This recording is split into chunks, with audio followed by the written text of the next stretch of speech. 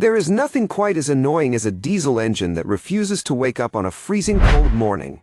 And when your scanner shows the P0683 code, it means your glow plug control module and the main computer have stopped talking to each other. Think of your glow plugs as the heavy lifters that get the combustion chamber red hot so that the high compression of the diesel can actually ignite the fuel when the block is cold. Without that heat, you are going to be sitting there cranking the engine until the battery dies, or if it does start, it will probably run like a bag of bolts with a nasty miss until it finally warms up.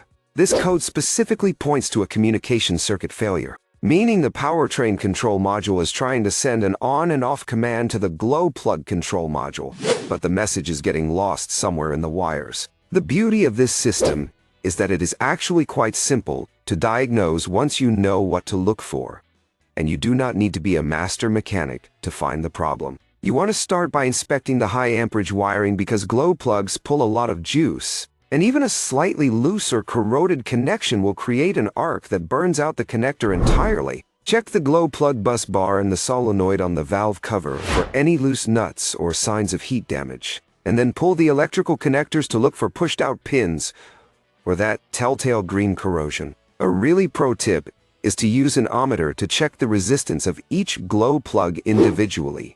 You are looking for a reading between 0.5 and 2.0 ohms. If the resistance is way off, that plug is dead and needs to go.